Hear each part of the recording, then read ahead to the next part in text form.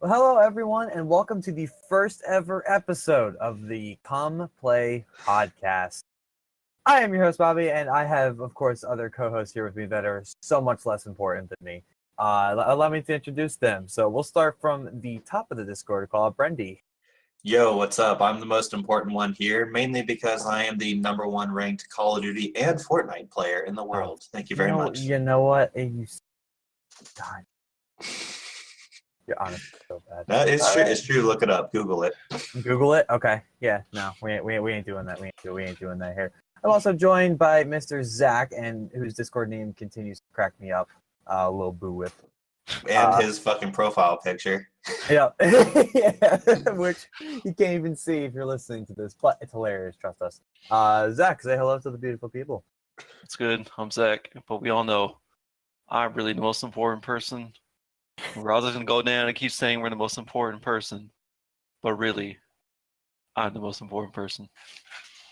Couldn't have said it Stay better thirsty, myself. my friends. And last but definitely, we have Mr. Tyler. Tyler, how are you? I'm doing great. How are you? So I'm not even going to get into me being the most important. I'll just kind of get out this out of the way. I've known Bobby for my whole life. And You've done Bobby? I've known Bobby for my whole life. Oh, they said done. Definitely haven't done Bobby. And met these assholes through him. So that's kind of how we know everybody here. Yep. Yeah. I've known Brendy for I think my sophomore year of high school. It's probably been about 4 or 5 years. Yeah, 4 or 5 years, and I've known Zach for maybe three Slightly after that. Yeah, not too far after, and yeah, I've known Tyler for about 15 years now. 15 painstaking years. How the fuck? How have you dealt with Bobby that long, Tyler? I don't know, Brendy. How have you dealt with me so long? I don't know, man. Same way. Well, you're actually good with Here's your time. answer. There you go. No, I'm not. You're better than Bobby. I don't know about that. Zach bitches a lot, especially when we're on Xbox. I do. All right.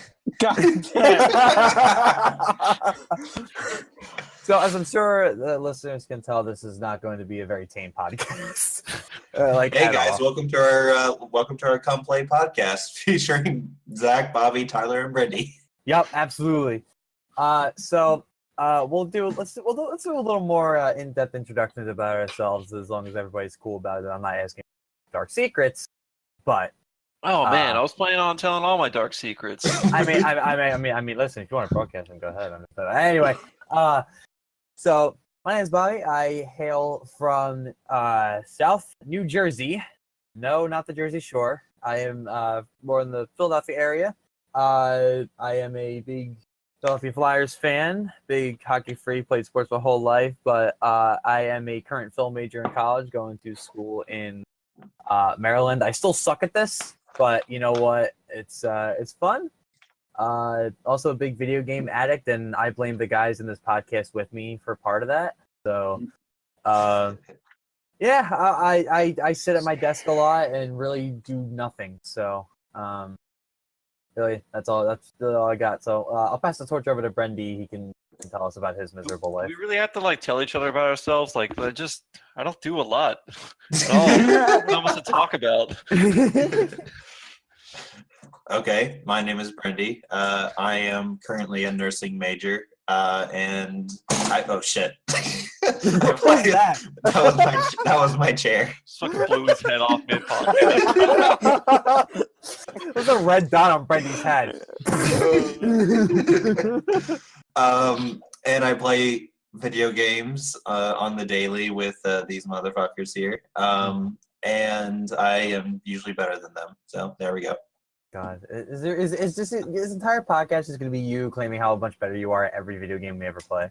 Yes. Oh God, I hate this already. Tyler might be better at NHL than me, but that's about it. Yeah, Tyler can break your ankles. Well, I can't do a fucking breakaway. Let's be real. Yeah, left, right, left. I don't know how you managed to screw up left, right, left. It's honestly kind of amazing, to be honest. So anyway, Zach. I go to work. I save my money. Come home. He's a Play good video boy. games with these fucks. Next. Repeat. Well, it's hard to follow up such a inspiring story like that, but I'll Right. try my best. Yeah, so as I said before, I've known Bobby my whole life. I also live in southern New Jersey. No, not the Jersey Shore, and no, I think more importantly, not North Jersey. We're not. Oh like yeah, North we don't Jersey. talk about North Jersey here. North Jersey is like more New York than it is South Jersey. But Absolutely. Anyway, yeah, big sports fan like the rest of these guys, I feel, and also a pretty big video game player. A lot of sports games, and then you got your CODs and Fortnites mixed in there, every so often. So yeah, we kind of just hang out, mess around, and that's about it, really. And so, as you can tell, we really have no idea how to do a podcast, but we figured we try ourselves out. We tend to get into a lot of in-depth discussions about really anything while we're playing games, and it's really nice to have people like these guys to really talk about anything and just kind of chill out. But we do get heat at each other from time to time, most because Brendy doesn't do his job on the ice. But Look who's fucking talking. Don't man. get us started on you, Bobby. Yo, But- that was so bad. I'm not even gonna entertain that. You already know what the fuck is up. Bobby, you made so many defensive mistakes like a few months ago, like when we were actively playing NHL, that I changed my name to Bobby LD brings it up the right side. Listen, man. All I'm saying is talk about practice. All right. So a little bit about the podcast. It's called the Come Play Podcast because that's just how we don't text each other like get online or hey, we're playing NHL, hop on. This is more what Brendy does. It's like, hey, come play. Hey, Bobby, come play Fortnite. Bobby, come play NHL. Come play. And Bobby ignores me. Yeah, so I figured it's kind of suited this whole type of these group of guys here talking about stupid shit. As for what we're going to talk about on the show, I mean, as for today, it's going to be a lot of video game stuff. So if you're not a video game, sorry. But we're big gamers. We're also big sports fans, and we have other interests outside of that. So we'll be talking about literally anything that comes to our mind. And we hope you'll actually give a shit about our opinions. And I see Brendy typing in the Discord, and that's really scary whenever I see that. So, That's all I wanted to say. oh, okay. He's giving me All a right, little. first topic. There's something I give me really a little want to. note. I really want to get settled. Okay. Question. Okay. So, Go a ahead. gorilla versus a grizzly bear. Who would win? A gorilla versus a grizzly bear? Probably the grizzly bear. Why? Because one chomp, the gorilla's dead. I would argue though that the gorilla has thumbs, so it could literally just pick up this bear and just completely body slam him to Dude, the ground. Okay, then why can't a Dude, human the do grizzly that? bear has razors at the end of each of his fingers. Like, Zach, yo, what the fuck is wrong with you? You know you're gonna get these guys started so easily, man. No, Dude, that's okay. If a gorilla could do that, then why can't a human do that? Like a grizzly bear would fuck up a gorilla. Because a and a human. gorilla actually has size. We are scrawny and stupid. Not okay. I mean, I agree with that, but Yeah, there you go. okay, but no, a gorilla would fuck you up. Well, a gorilla would fuck you up, and so would a grizzly bear. Yeah, I really don't want to come to face to either of them. I'm not a hunter. no, I'm saying a grizzly bear versus a gorilla. Yeah, I think the grizzly bear would definitely win against the gorilla. I still disagree. I say the gorilla just full on spears this Tyler, bear through like 60 tiebreaker. trees. Me as a tiebreaker? Mhm. It's a tiebreaker if there isn't a Oh, tie. wait, It's hold 2-on-1. on, Hold on, the grizzly bear has heavier attacks. The gorilla is smarter. We're talking about stats here. It has a Yes. 99 attack. We now go to our statistical It expert, has Tyler. razors. Tyler, what It are you has seeing out razors there? At the end of his claws. It would fuck a gorilla up. Like, You're fuck it the nuts. fuck up. You're nuts. I would even say like a kangaroo would have a fighting chance against a grizzly bear because it would just kick you in the What? face. Oh yeah. No, Have you ever seen a All right, kangaroo we're done. fight? I'm done. That is This that is done. outrageous. I've never That's seen a ridiculous. kangaroo fight a fucking grizzly bear. I think the grizzly bear would fuck up a kangaroo. Let's make it happen. I didn't say he would beat him. I just said he would have Pretty a fighting sure that's chance. illegal, but you can make it happen if you want. Listen. I love Not getting illegal, people no one fired knows up. about Dude, no, there's no fucking way a grizzly bear would lose a fight against a fucking kangaroo or a gorilla. You're delusional. Absolutely. Dude, what the fuck is wrong with you? Absolutely would. Only takes a- Razor sharp claws don't stand a chance against bare hands. This isn't even an argument. You're just being He's fucking gonna- retarded. No, I'm not. Yes, you are. This bear's gonna take a swipe at the gorilla, and the gorilla's just gonna bob and weave under his shit and No, just fucking rock won't, him. because the gorilla's Alright. not that intellectually smart. Already, A gorilla already, is what actually do a you lot expect to smarter see than a in bear. NHL 19? Jesus Christ. Okay, so that Someone was not our animate first that. official topic. Zach had to actually. I don't know where this even came from. It sounds like he's had this fight before, but no, that was our first official topic. Our first official topic is about sports video games, and we deemed it appropriate because, as you can probably tell from how we were talking in the beginning, we are big NHL 18 players. We play ASHL together a lot. We don't know why we do it because it pisses us off every single time. It's Yep. so broken. And it's such a broken game. But the NHL 19 beta is out. I have not played it yet, and I understand Brendy and Zach have not as well. But Tyler here, of course, being crippled, absolutely has. So, Ty, what did you think playing it? I know you mentioned skating originally compared to the 18 different. Yeah, skating was definitely the biggest difference to me. Which I mean, I think a lot. Obviously, anybody who's played the game, as much as us, there's a lot of flaws with NHL 18. God. Like it's obvious. And the biggest thing for us is just simple gameplay mechanics that should be, easy to make. But no, apparently EA brought in Connor McDavid to their studio this year and kind of had him do some motion for NHL 19, and the game the skating looks realistic this year. I will say that.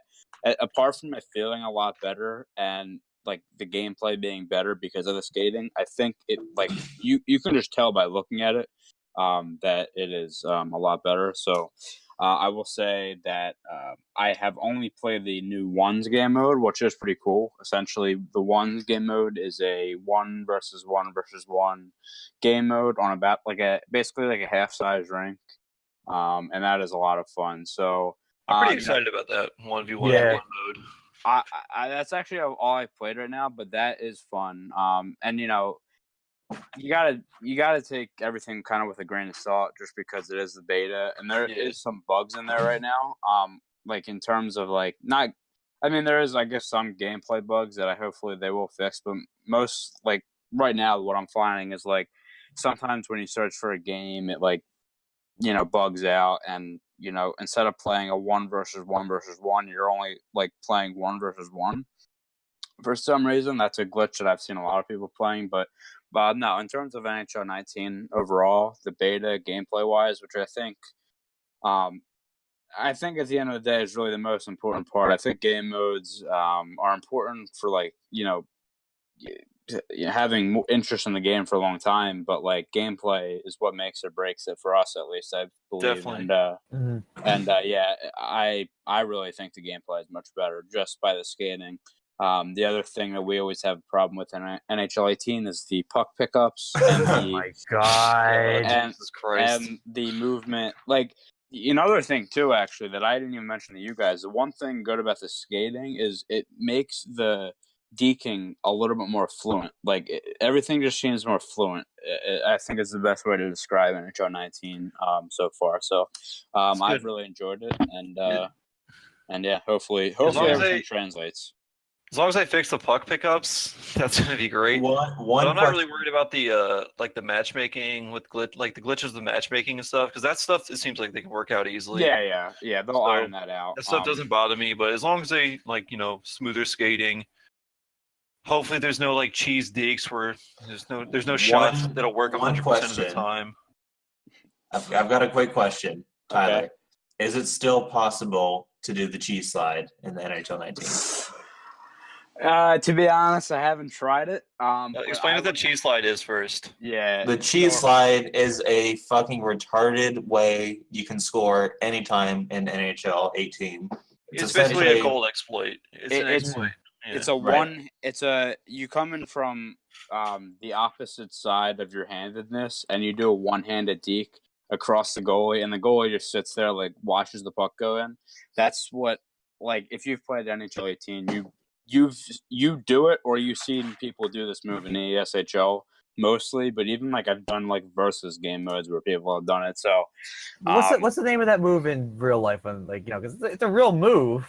it's just a one-handed Right. deke. But Yeah. it's just that it's an exploit in NHL, and I mean, there's other exploits which I at least what I've played so far. I mean, the goalies feel.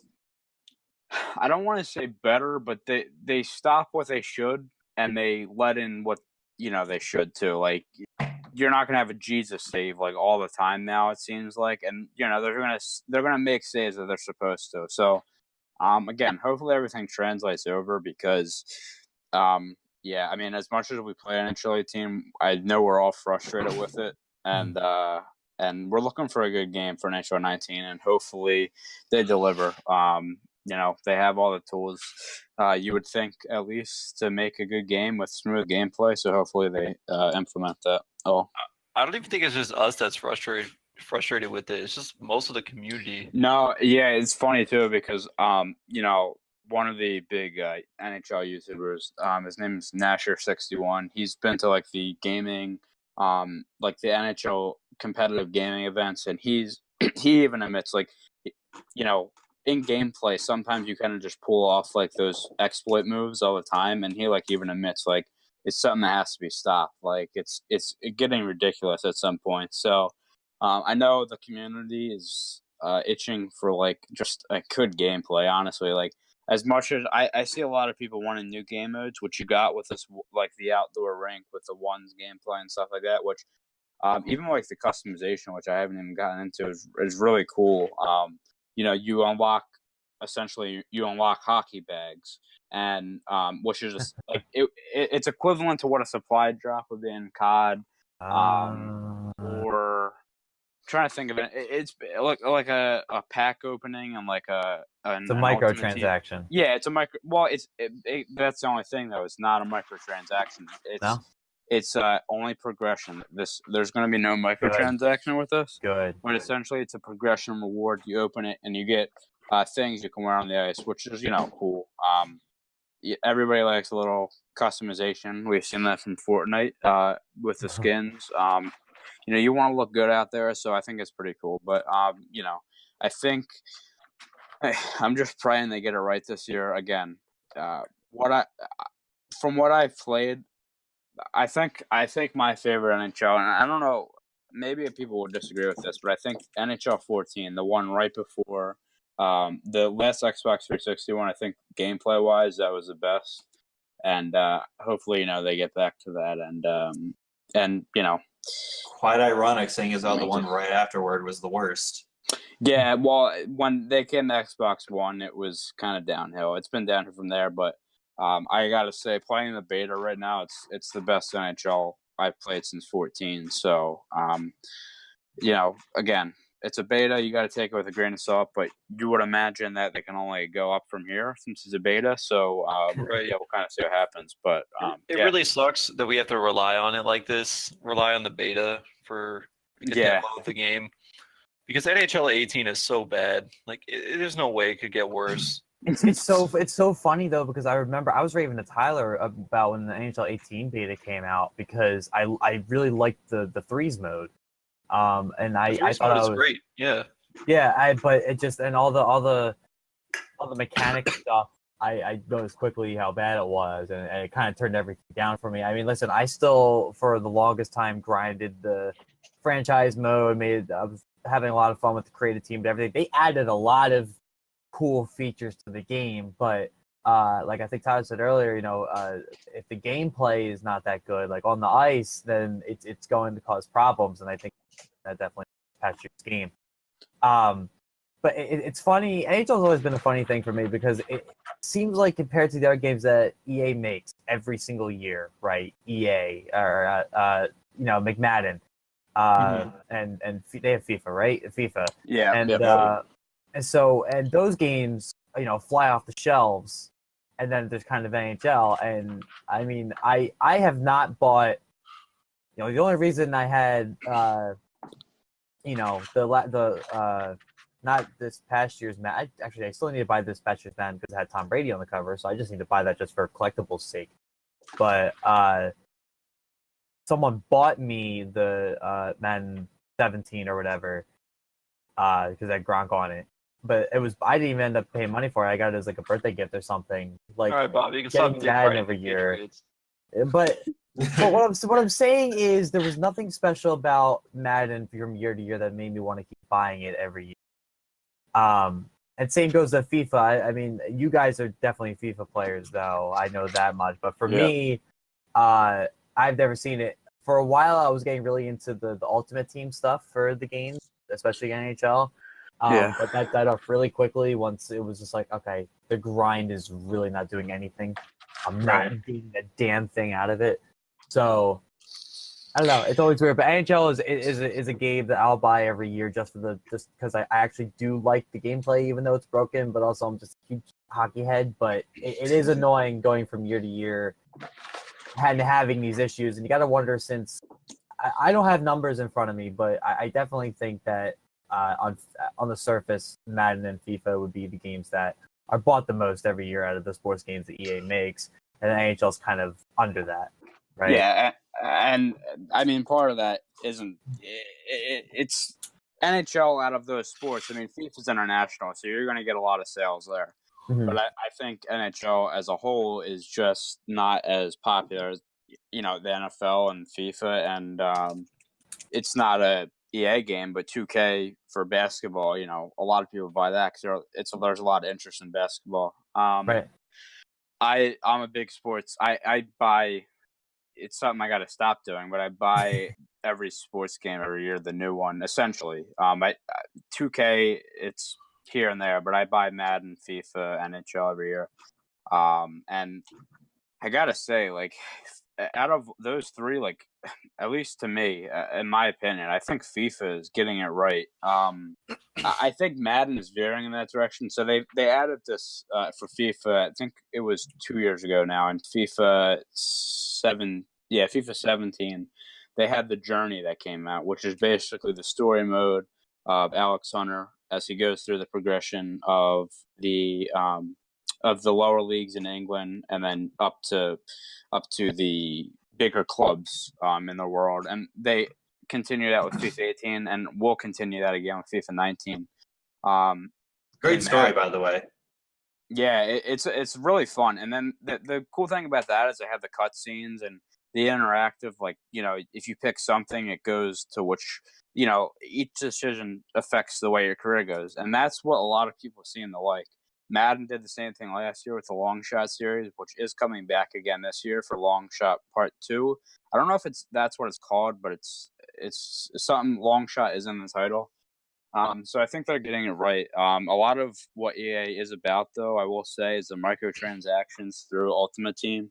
That's where as much as they make in terms of sales of the game, you see the YouTubers putting out hundreds and thousands of dollars on Ultimate Team each year, and I think that also influences the people that are watching them to go out and they say, well, this guy, because a lot of those people only put the best players they have out there. So, like, people will be like, oh, look, he got that player.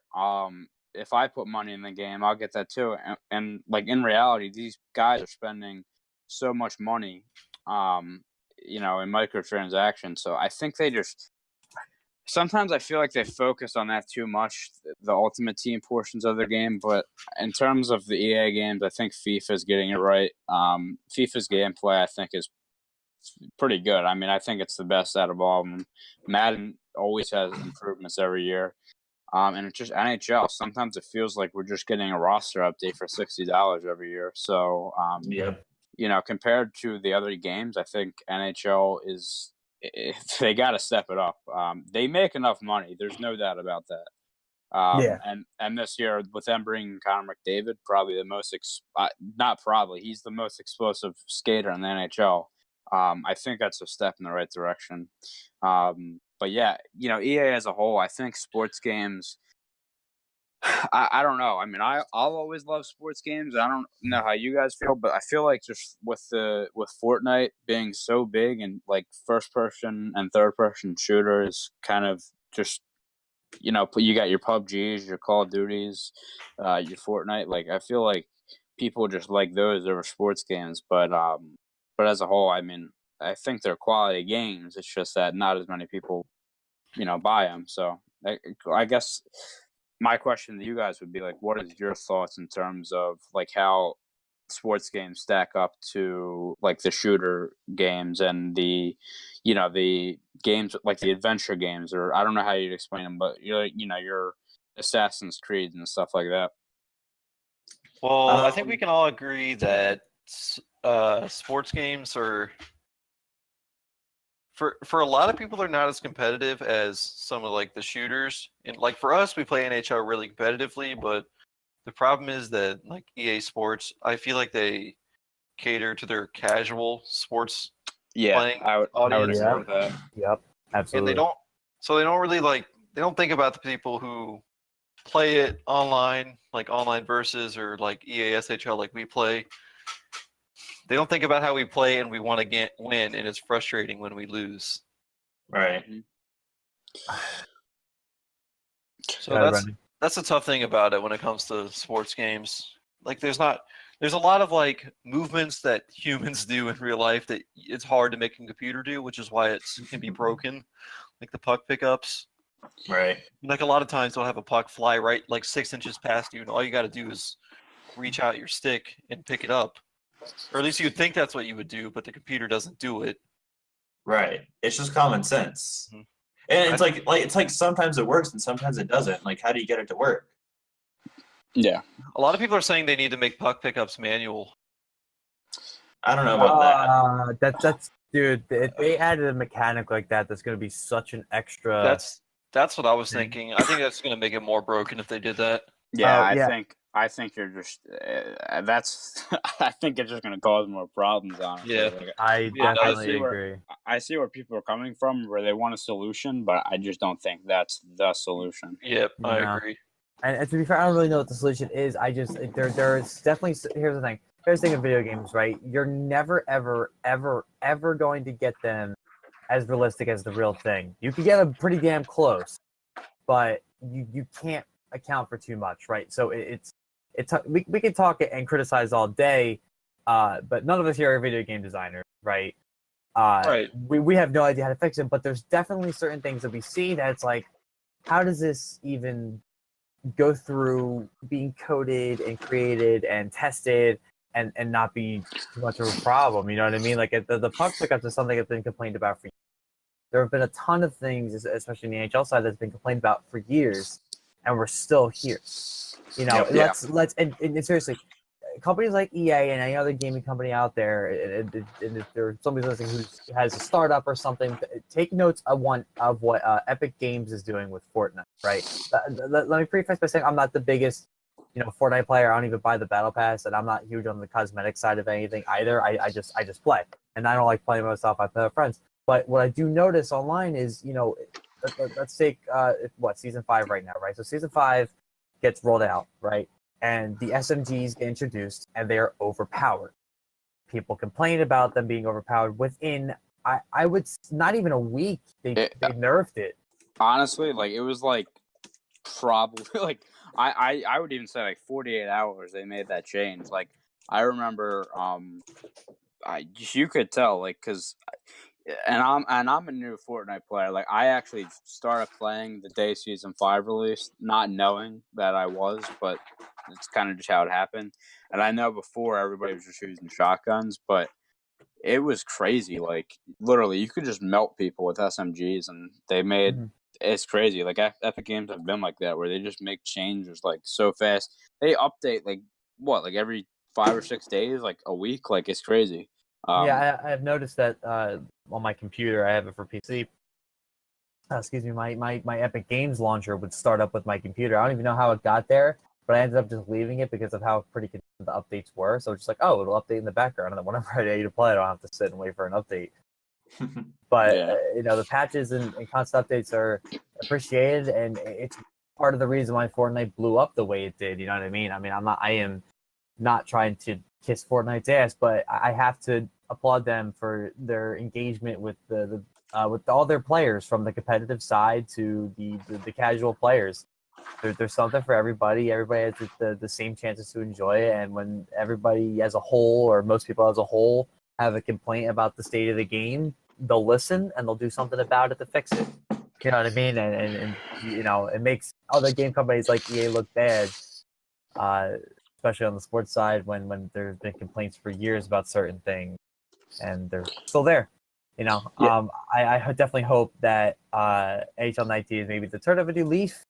I will continue to buy this game unless they threw it back to like the worst possible graphics. That like they would have to just give me a game where the rink would turn green. like glitching the hell out for me to stop buying it. I'm willing to give you the money, but I'm hoping that you do something. Yeah, the one thing you actually said, I kind of want to go back to, so we can kind of go into our next topic. Or one of the topics we're going to talk about was a comparison for COD and Fortnite. But you got it right though. Like Epic Games, they cater to everybody. You got your competitive side, but you got your casual side too. And one of the best things I think that this is where EA and like is completely different is they put out all these skins, which is great for players because they can customize it like how they like, but like it does nothing for you in like actual gameplay. Like it's just cosmetic. A lot of what you can do in the EA games, especially like Ultimate Team, like I was saying with the microtransactions, is like, somebody can go in and put $250 into the game and have like a really good team, and you can put $0 into it, and like you could be better than that guy, but he's gonna beat you every time, just for the simple fact that his players are better.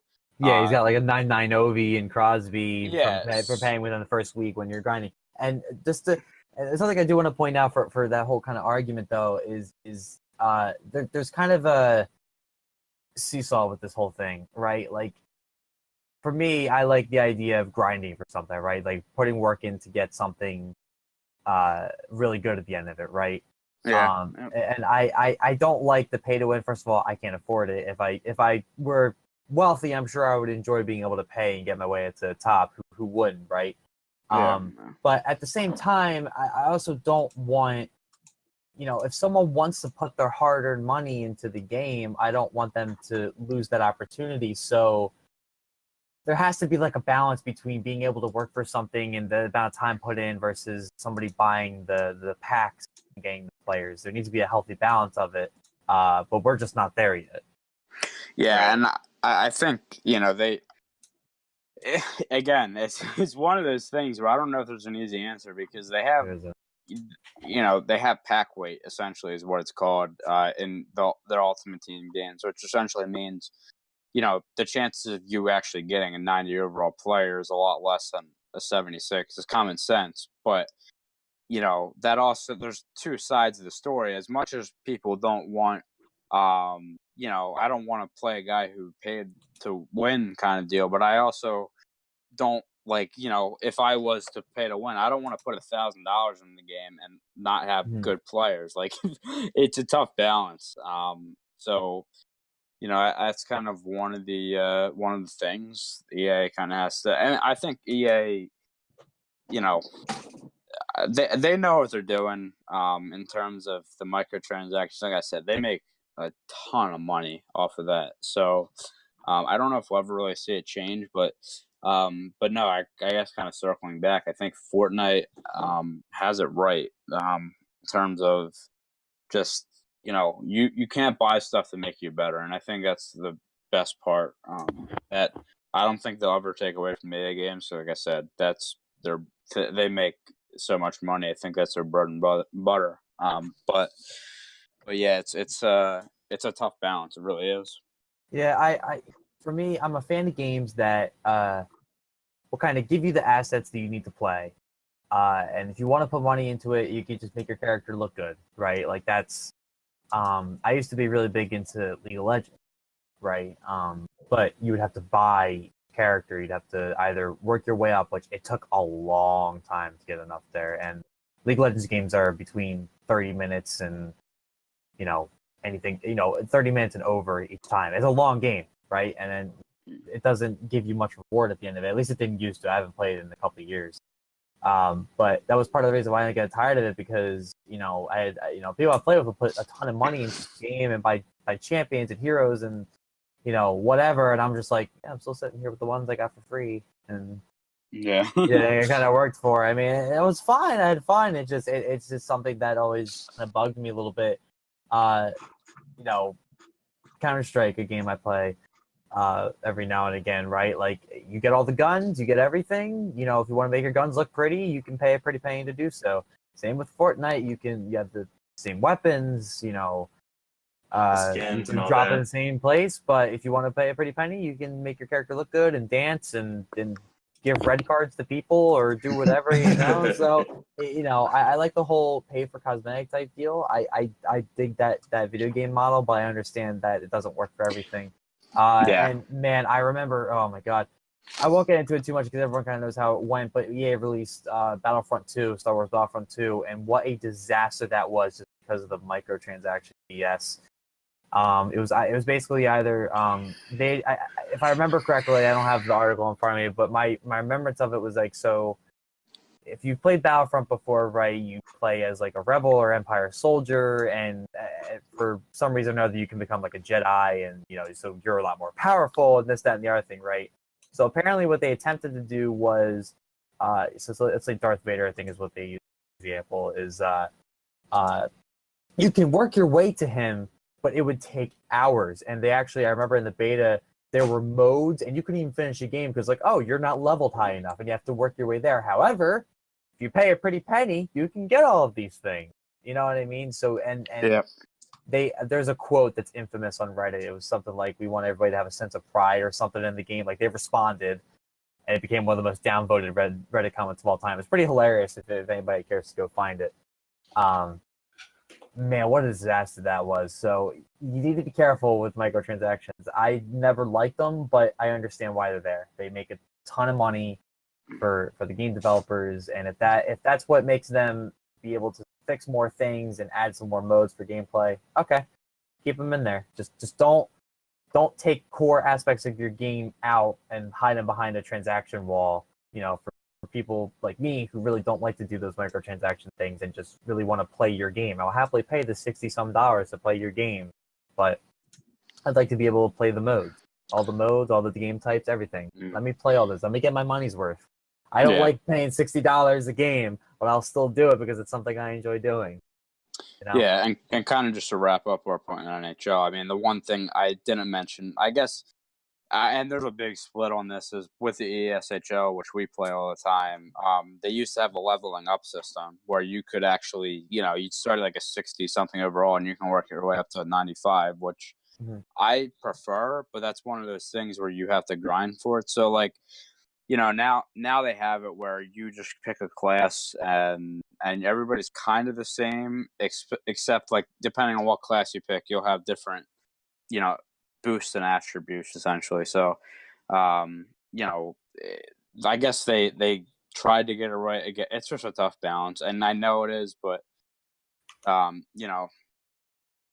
EA makes a lot of money, so they have the resources for it, and hopefully they can kind of get it right with all other sports games. But kind of just want to wrap that point up there, and before we actually get to the COD versus Fortnite argument, we can probably swing it over to Brendy for his "In Case You Missed It" segment.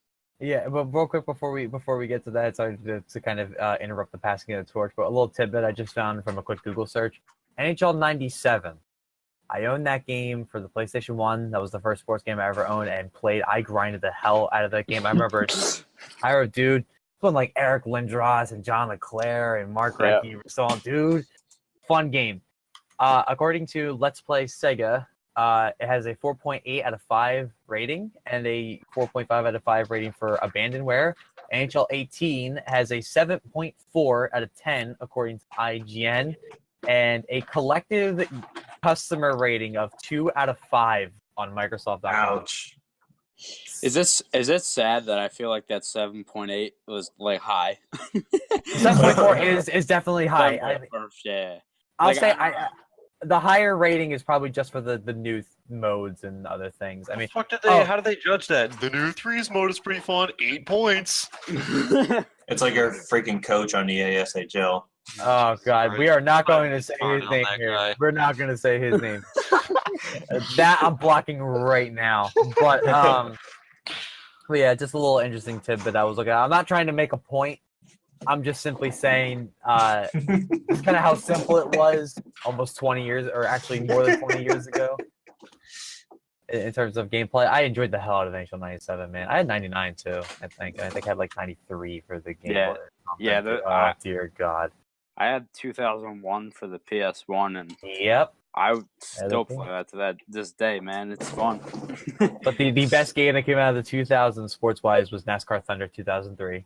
Yeah, And for sure. If nobody has played this game, go find it somewhere. I Dude, guarantee me you. and Brendan used to play NASCAR 08. Just turn off the flags and drive in reverse. Yeah, exactly. We were I'm glad trying we to had see this- like how much we could just wreck our cars before like they gave a yellow flag. Oh, dude.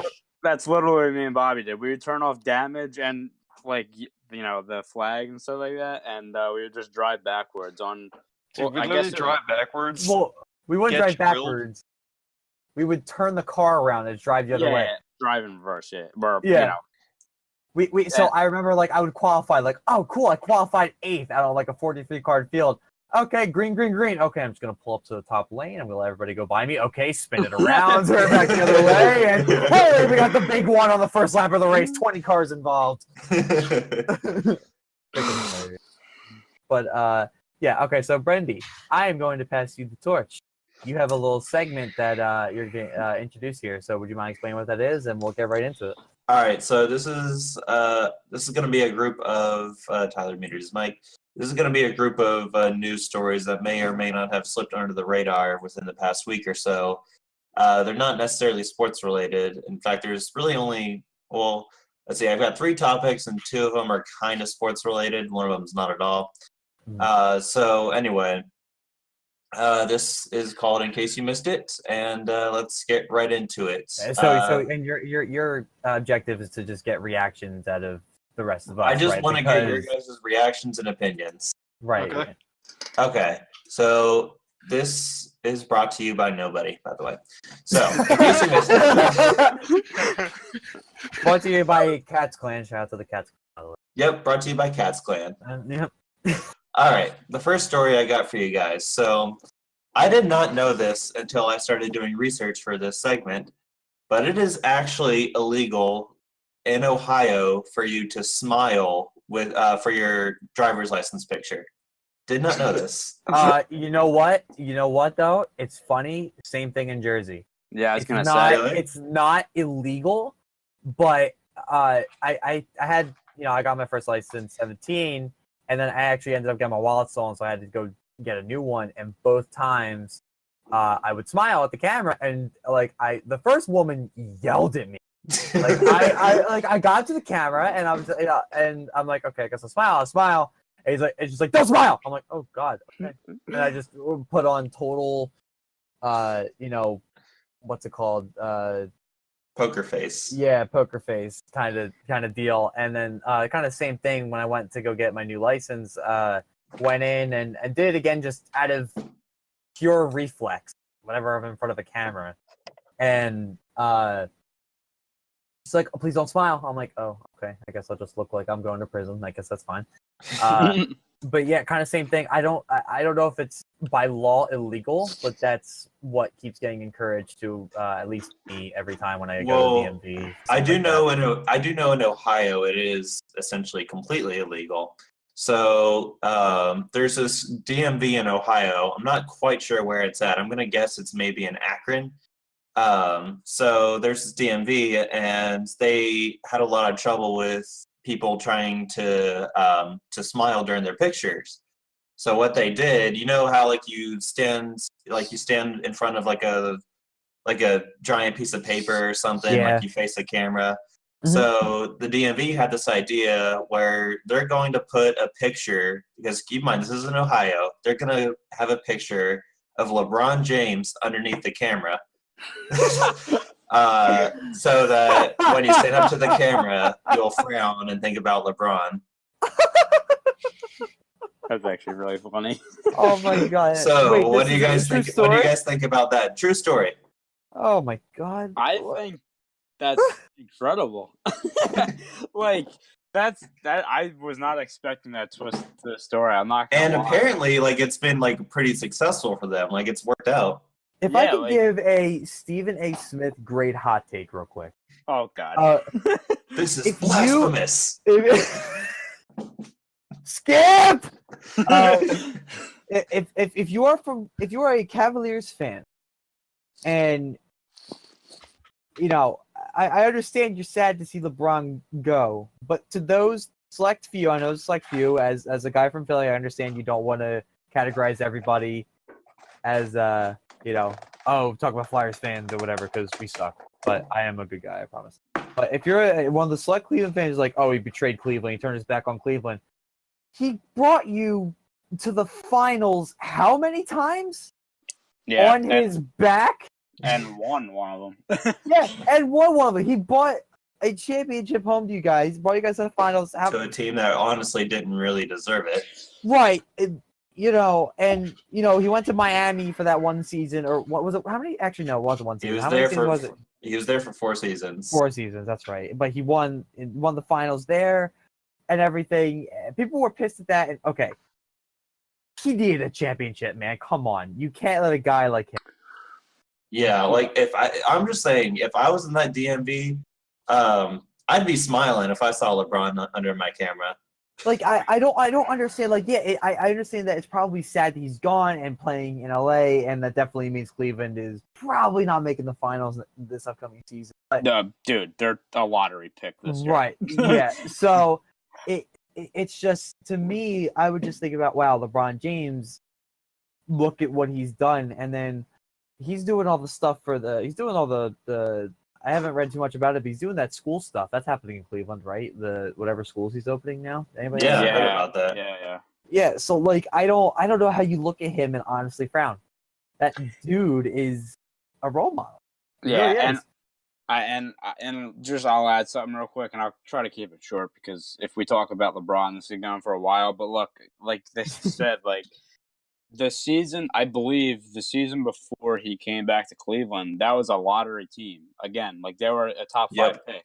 Mhm. Like if you don't have LeBron, which again, in my opinion, I think they're a lottery team again this year. Mhm. I mean, he built that team up again, and I do find it quite funny though that was that actually happened at the DMV. Yep. I will say that is actually kind of funny. All right, I'm just gonna go ahead and move on to the next story then. All right. Good. So, as you guys know, Atlanta Hawks legend Carmelo Anthony, he has recently cleared waivers with the Atlanta Hawks and is available to sign with any team he wants, which is most likely going to be the Houston Rockets. I actually think he. First of all, I gotta ask. I don't really understand what the point of that move was. Well, they got For who? For Atlanta to acquire Carmelo and then waive him. they got a first round pick out of it. And So- Atlanta has been trying to trade Dennis Schroeder away since last season. Carmelo for a first round, freaking value. Man. Well, Good God. so essentially, yeah, it was a cap dump for OKC, and then they just bought out their contract. But I'm not positive on this, so don't quote me. But I think he actually did sign either yesterday or today with Houston, so it's basically official. They kind of are trying to get a big 3 down there in Houston, I guess. But yeah. So looking at the latest headline, Carmelo Anthony finalized his buyout with the Atlanta Hawks, and that was reported 8 hours ago. So they just finalized the buyout. So he can't sign with the team that soon. He can Yeah, now. but- Yeah, he can now. I mean, Right. it's not official, but it's gonna happen. He's Oh, yeah. gonna do Alright. it. So anyway, that's not the story. The story is before the buyout was official, Carmelo Anthony made it clear that before he left Atlanta, he would want to get an Atlanta Hawks jersey with his name on it. What do you guys think about if a big name athlete were to come to your team and immediately get waived or like retraded or something? Would you guys go get the jersey of said athlete for your team? I'll say this: Carmelo has some balls on him to do that because this guy, his contract, he's not worth his contract. What did he make at OKC? 27, I think. 27? 24. Yeah, and he is not worth a single penny of that. Well, okay, I shouldn't say that. I mean, he's not the worst player in the league anymore, but he's aging. And if he came to the Sixers and did that, and like, oh yeah, I should get a jersey for that, like. Dude, this guy has made so much money, undeserved money. He's getting money for the buyout now. And now he's going to go sign in Houston for more money and play with a team that, I don't think they're going to beat. Yeah, Golden State is always going to be the team to beat, but have a chance at a championship with, Harden and, Chris Paul. So I didn't know that, though. See, I like this segment because – I don't even know the stuff that's coming out of it, so that's funny. But yeah, you guys have probably heard about this last story that I'll go ahead and give. I didn't even give my hot take on this yet. What the hell are you doing? Right, here we go. I was just stating. So if I heard it right, he wants his jersey still because he was with the he was right. He wants an Atlanta Hawks jersey with his name and number on it. I'll actually play devil's advocate and say I would probably ask for the same thing, to be quite honest with you, if I were in that position. It's kind of a weird situation he's in where he got signed and then he's getting waived, and he's buying out, and he's going to go sign with Houston or whatever. But I compare it to what just happened in the NBA draft, where the Sixers drafted what's his from Nova? Yeah. Oh my God, it's on the tip of my tongue. Wait, what draft was it? This past one. Oh, not Bridges, Mikal Bridges. Yeah. So and the guy they drafted and then sent away that same draft. Yeah, traded to Phoenix, right? Right. Yeah. So do you think he shouldn't get a Sixers jersey at that point? You know what I mean? Like, see, that's different though, because he's. I might be wrong with this. I mean, obviously Villanova's and Philly are. He is a hometown hero. He is a hometown. Yeah, I was gonna say. I'm pretty sure he's from here, isn't he? He is. His mom actually works for the Sixers organization. Yeah, so like maybe that's different, but Melo's in his 30s now. Like, look, in the grand scheme of things, is it a big deal? No, but like, it's people are gonna talk about it, and I hate being negative and like saying, how stupid it is, but I feel like a lot of people are going to agree with me because that's just kind of how social media is now. But again, it's not that big a deal, but that is kind of funny though. Yeah, I'm for giving him a jersey, even if it was some weird situation, and maybe it's seen as kind of dick move or whatever. But was he on the roster for any amount of time? For about 18 hours. If he was on the roster, I say give him a jersey. Yeah, that's what I say too. Yeah. I'm kind of for that. So. All right. Well, moving on to the final topic in case you missed it. So you guys may have heard about this last night, and we're recording this July 30th right now. Yeah. So last night, Sean Newcomb had a no-hitter going into the ninth inning against the Los Angeles Dodgers. It was 4-0. Comes out to the final strike too. And one of the Dodgers, I forget who got it. It was Taylor. Yeah, so gets a hit. He's disappointed, but gets a standing ovation as he walks out. Braves win the game, giving up only, I think, 2 or 3 hits because the bullpen sucks and still give up a run. But nonetheless, Sean Newcomb almost had a no-hitter. Now, after the game, some old tweets by Sean Newcomb were kind of made public and got on Twitter, and everyone on social media saw it and criticized him. Now, the stuff he said was a little bit offensive, but they're not necessarily something I would say the worst in the world. And keep in mind, he tweeted them when he was like maybe 18 or 19, still a kid, hadn't been drafted. He was still in high school, I think. So what are your guys' opinions on that? First of all, I want to say if you're 18 or 19, you know better. You're not a kid. But so I don't like to use that excuse for like saying stupid stuff. Like you are an adult at that point. You know better. You have common sense. That said, the tweets are old. I don't know why people are bringing it up now. Okay. I just obviously yes, it was offensive. He should not have said those things. But if we were going to bring it up, why didn't we bring it up when it happened? If I can take the reins for just a couple minutes here, because this is something that has bothered me a lot. This has happened a lot with draft picks, sports, but this has carried over recently into the film industry. I don't know if you've been hearing about the whole James Gunn stuff going on, the writer-director Guardians of the Galaxy series. Here's the thing. I'll talk about the James Gunn one just because it's the one I know best right now. For those that don't know, James Gunn, writer-director of the popular Marvel series Guardians of the Galaxy, did 1 and 2, and 3 is in the process of being shot. Past week or so, some old posts on his website as well as old tweets on Twitter have been resurfaced, and I will not go into specifics of what they say. You can find them at any news outlet. Trust me, they've been reposted 1,000 times. But they're dark and very edgy jokes relating to rape, pedophilia, and among other things. Now, are they good jokes? I mean, to some people, that's probably right up their alley, But on face, yeah, they're kind of disgusting and offensive jokes to make. And I'm not going to get into this, whole thing of everything's offensive, everybody's always offended now. It has nothing to do with that. And to me, for stuff like this, they ended up Disney ended up firing him for those resurfaced tweets and stuff. By the way, the cast is fully behind him getting rehired again, because these tweets and these blog posts are about 10 years old, right? Mm-hmm. Now in his case, he's in his 60s, so he was 40, 50 something when these posts were being made. Here's the thing to me.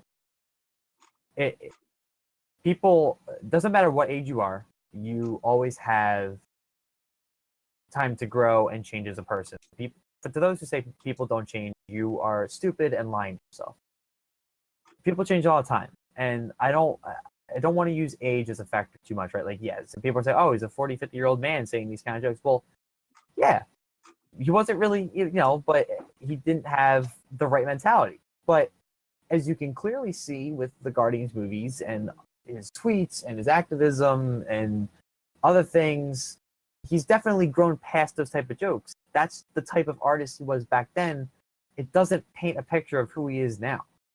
I don't believe that he truly believes what he was saying. He apologized for those jokes and said, I was just trying to be edgy and dark. Like, he literally was just trying to be just an edgy artist and look for shock value. You know what I mean? That's what a lot of people do. And for tweets like we've seen a lot of, college stars. The one kid from Villanova, I forget his name, got called out for similar things. Yeah, got called out for similar things. Yeah, got called out for similar things. Not joke-wise, but past stuff, right? Why are you judging somebody for past things? Now, if somebody shoots somebody and they say sorry afterwards, still put them in jail. But in terms of public statements, if someone says something stupid, apologize for it and then go on to the next day. I don't think it's right to hold people to stuff, especially 10 years ago, or when they were in high school, or beginning college, or whatever. Like, to me, you know, if they're a better person now and they're a better example of a model person now, then why does the past stuff matter? You know what I mean? Yeah. There have been signs for people like James Gunn that they've, you know, grown as a person. They don't make those jokes anymore. You know, he's a completely new person. So why are we trying to take credit away from him because of stuff he's done in his past? And that goes for anybody. You know, especially the kids who are getting drafted. Of course, they're saying something to it. They're, you know, everyone says something stupid. There are probably tweets that I've put out that are, you know, stupid at some point or another. You know, we've all said things that are stupid at some point or another. You know, Right. To me, if you learn from mistakes you've made and you grow as a person, I will not knock you for your past. It's simple as that for me, and that goes for anybody. Whether you're someone who got drafted into the NBA, the NHL, you're a filmmaker, you're a businessman, I don't care. Just if you grow as a person and you show that and you live that day-to-day basis, I will not bring a single damn thing up from your past, and I will judge you by your character as the person I'm seeing in front of me. Yeah, and I completely agree. I think it's just so dumb. Like, there's literally Twitter accounts made for pulling up old tweets about, like, guys. Also, you mentioned Sean Newcomb. Also, Trey Turner of the Washington Nationals and shortstop for them also had old tweets brought up against him yesterday. And it's dumb. One thing I'll say, you mentioned, we were saying about Dante DiVincenzo, the Villanova player who just got drafted by Milwaukee this year. You know, I am a huge college basketball fan, and I am a huge Michigan Wolverines fan. And I'll hold my hands up and say the kid literally torched us in that championship game. There's no doubt about it. And, I love my Wolverines, but it literally pissed me off to go on on Twitter after the game and see all these tweets about him. His old tweets exposed. The kid, I think he's 21. I think he might have just turned 22. I'm not sure. But they found tweets when he was 14. He was probably in middle school, most likely. And one of the tweets that I guess everybody really was outraged about was he tweeted a song lyric from Meek Mill from the song Derrick Rose that used the N-word. And that's what really, really triggered people. But he was 14. Like, it was 7 years ago. Look, I understand, he shouldn't be saying those things, and I understand, in other situations, things shouldn't be said, but why every time, and it's almost every time something good happens, and when somebody does something good, Sean Newcomb, do casual baseball fans know who he is? Probably not. Probably not. But, nope. But he's one strike away from a no-hitter, and people go and pull tweets up for him. It's ridiculous.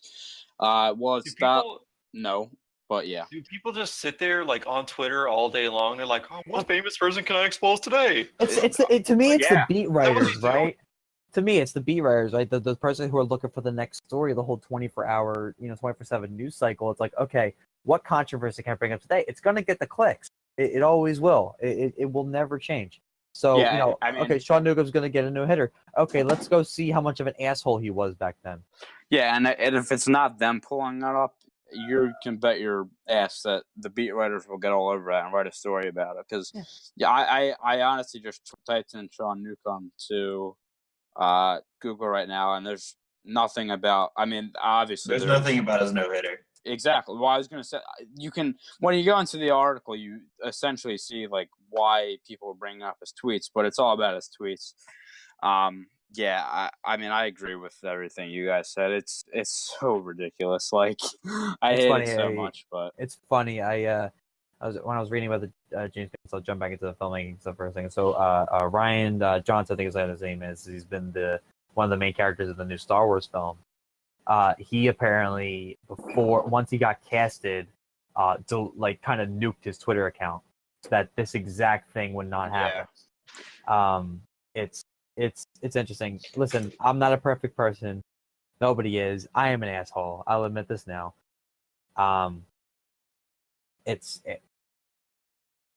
Just as long as you learn from your mistakes, I think that's the more important thing. Don't take away someone's achievement just because they said something they probably shouldn't have said 10 years ago.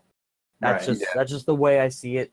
I'm not defending the content of the tweets. I'm not defending the content of any blog post. I'm simply defending the fact that you can see that same person who tweeted that 8 to 10 years ago is not the same person who, it's not the same person. And I think that's more important. The most frustrating thing about this to me is that people, like, they've had years and years and years to surface these tweets. They wait until like he's like at like a really good moment, and it's very obvious that that's what they're doing. Oh yeah, right? Yeah, I would really love to know who's doing that and how they're even remotely doing that. Yeah, they obviously don't care like about what he was saying. They're just, oh, I see a moment to for my 15 minutes of fame, someone's going to read my article because Sean Newcomb said the N-word or whatever. Mm-hmm. Right. Yep. And I will say, like, and I don't know if you know, I didn't actually see the tweets. I just heard about it. Was it like was it racist? Was it like racist remarks or something? I have no idea what he said. It was two tweets in particular. One was where he said the N-word, and then there was another where he made like some sort of joke about homosexuals. Okay. Yeah, I mean, again, like I said before, there's literally Twitter accounts dedicated to doing this stuff. It doesn't make a lot of sense to me, but it is what it is. So, I guess if you guys are okay with it, we can move on to our next topic. We kind of touched on it earlier about the COD versus Fortnite debate. Yeah. So, So, just to preface for a couple of things, this is something me and Brendy have talked about. We actually had this podcast going, just me and Brendy, a while ago.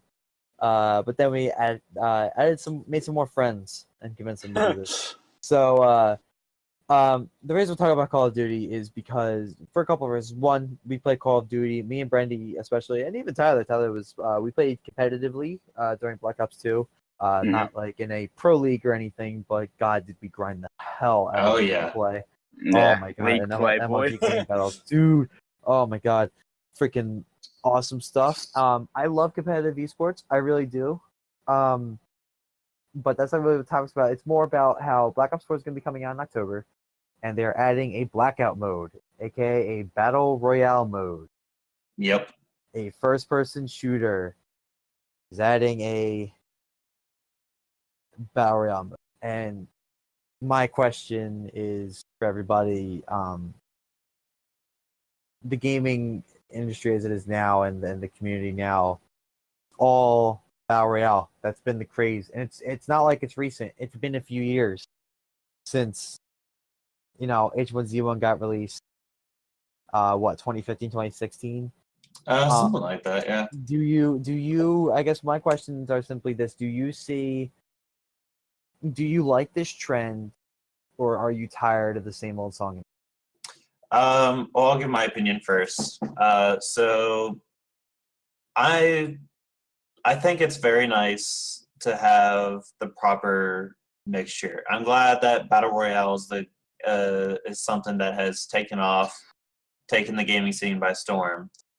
But at the same time, I don't play exclusively Battle Royale. I play games like Call of Duty, where it's just team deathmatch and search and destroy and whatever. And I play sports games because sports are my life, and so are video games. And then there's Battle Royale, which is something new I've experimented with for the past a few months or whatever. The thing I really liked more about Battle Royale, more than anything, not necessarily even the gameplay, it's the fact that it's just something different. Because with these old shooters, Call of Duty, Battlefield, Halo, they were the same.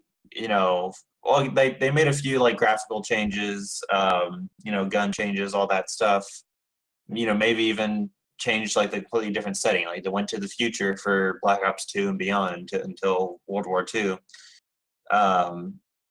But at the end of the day, it's still the gameplay itself is still the exact same, and I think that's why Battle Royale did so well because it's something completely new, something we've never seen before, and that's what I really like about it.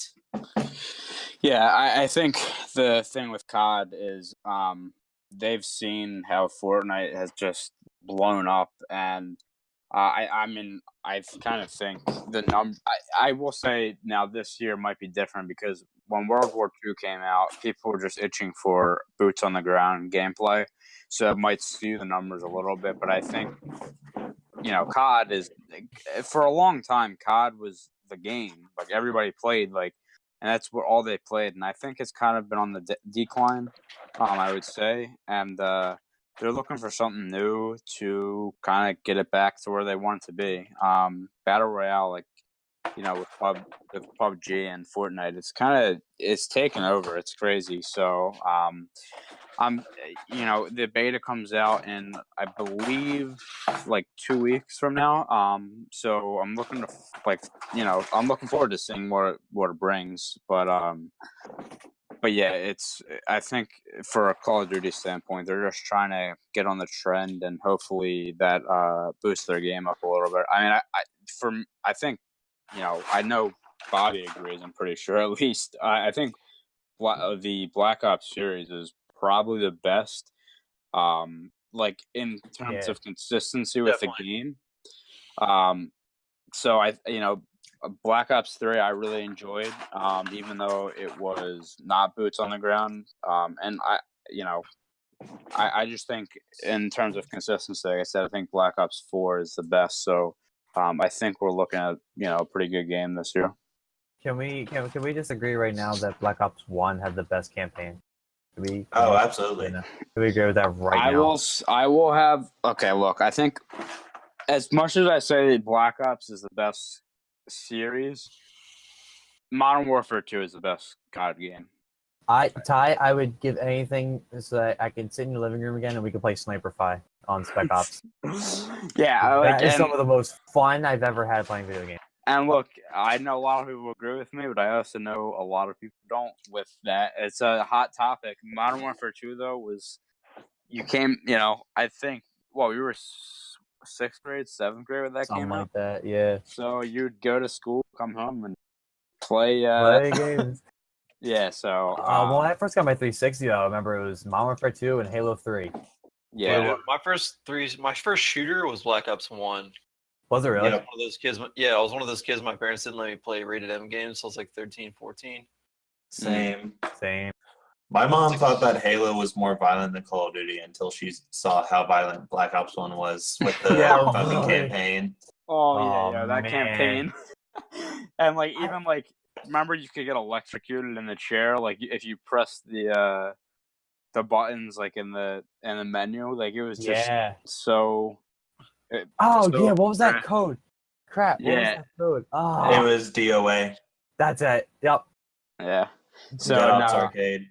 I mean, I think I'm hoping at least this game that's coming out is going to be a good one. I mean, I don't really have a problem with World War II. I think it's an okay game. But the thing is, like, I haven't played it in so long because there's other options now. Like, I would rather play Fortnite over that. So, I guess we'll see, like I said, with the new Blackout mode. But it is crazy, though, how Battle Royale is kind of taken over and everybody, that's what everybody wants. It is fun. I guess it's like, and maybe people like it so much because it's a little bit of a change up from what, shooters usually are in terms of like, at least how COD was for years. It was, you got your team death matches and your dominations and stuff like that. Like they have these set gameplays that like a lot of other games use. So I don't know if it's just a switch up that, people like, but yeah, right. I think I'm looking forward to Black Ops 4 for sure. Yeah, so am I. It's just funny to me. It's so funny. We'll see how much I end up playing the Battle Royale mode. If it's good, I'll keep playing it. I still probably, Battle Royale just to me is not fun by myself. I can't do it. I used to do it. I can't do it. It drives me nuts. I hate just running around by myself and then just getting popped in the head and that's it. I have to do the same thing over and over and over again. But I don't know. I like COD. Always like COD. I definitely I have not bought games. I'll admit the fact. I got Advanced Warfare, but that was like the first COD that kind of fell off for me. I never liked the feel. It had nothing to do with the exosuit. Well, same was I definitely didn't buy games. It had nothing to do with the exosuits with Advanced Warfare. I just didn't like the feel of it. It wasn't. I don't know. I did not like the movement. There was just some things I didn't like. I did not buy Black Ops 3, which I've had 12 people tell me that was kind of a mistake, but it's it wasn't really on the table for me then. The only reason I have Infinite Warfare was because they had Modern Warfare Remastered. Only reason I bought it. So, I think that's why everybody bought that game. Oh that yeah, game was a flop. I gave Infinite Warfare a shot. I really did. I didn't like it. I did not like the feel. And I'm a big multiplayer. I'll play the campaign, I'll beat it, and then I'll be playing multiplayer and grinding out and wanting to play competitively. I'm a very competitive gamer. Like any game that has a competitive aspect to it, I just want to be the best at and try to win. Kind of toxic sometimes, but that's just kind of how I am. I liked World War II a lot. I still like it. I just don't play as much because, like Tyler said, there's other games that I'm kind of playing right now. I picked up a lot of games recently. I've been playing a lot. So that's the only reason why I just haven't played it. But I thought World War II was a solid game, and those who disagree with me, I don't know what to tell you. I don't know you wanted something different. You got it. The story was good, and first of all, the soundtrack for World War II, God tier, and that was freaking incredible. It was really good. Really good. So real quick, I kind of want to get your guys' opinion on this because it's obviously the big debate with Call of Duty. Do you prefer boots on the ground or like the flying shit that we've been accustomed to?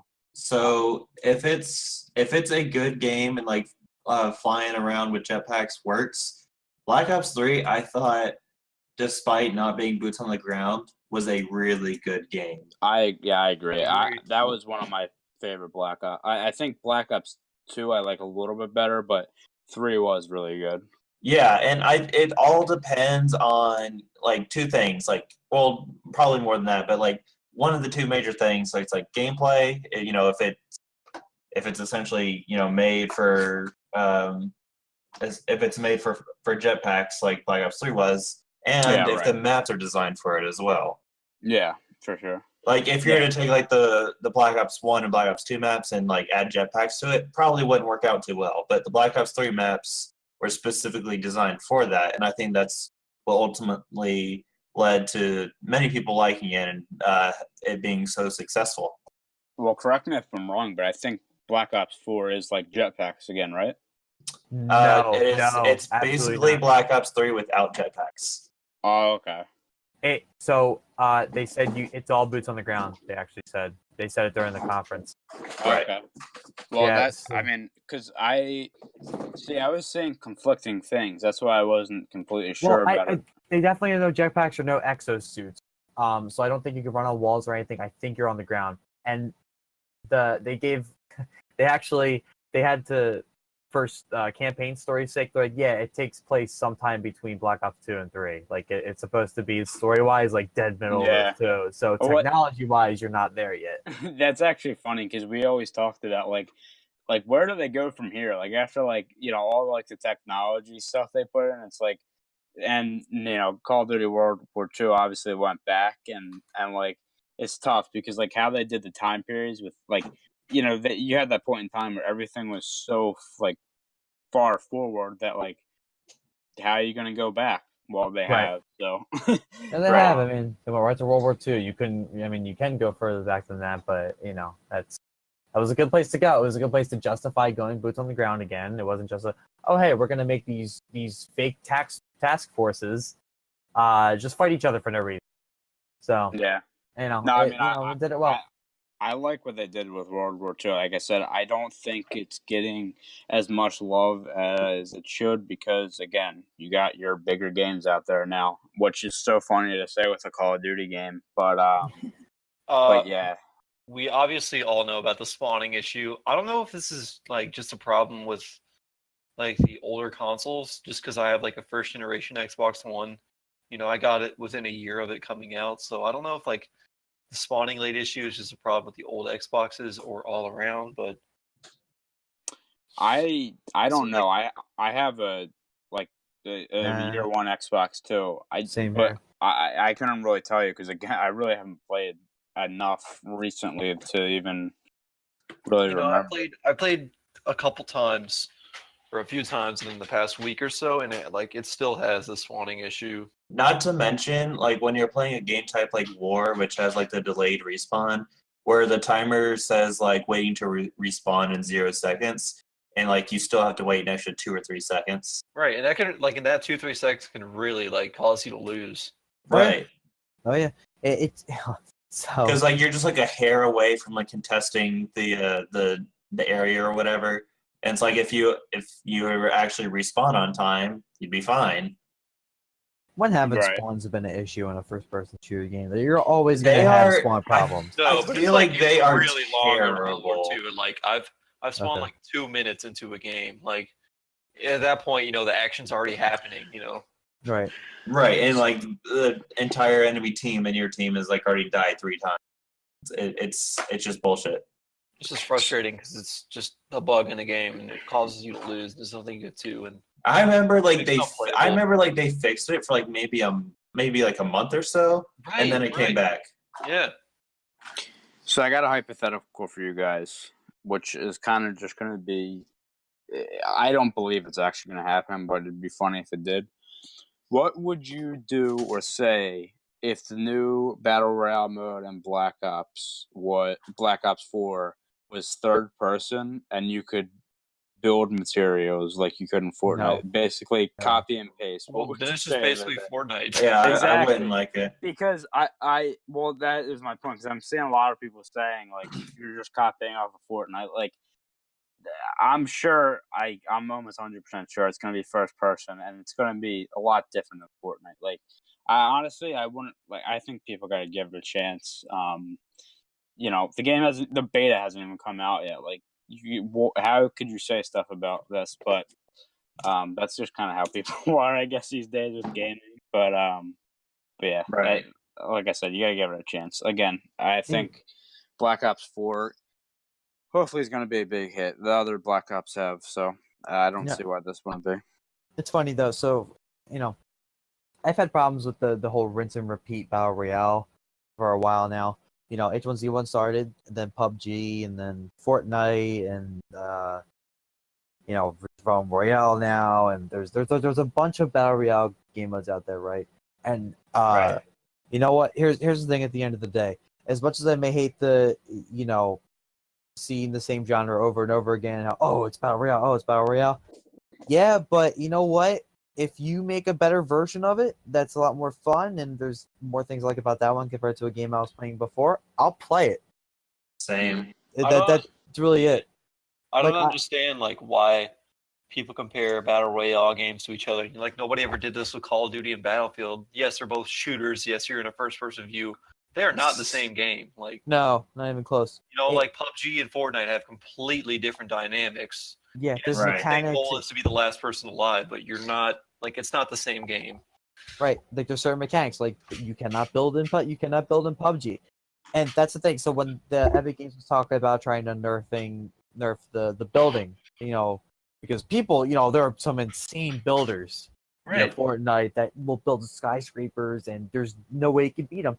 But that's kind of part of it, right? That's part of the game. That's part of winning the game, and that should make players want to get better at the game. If you can build like that, you'll win games.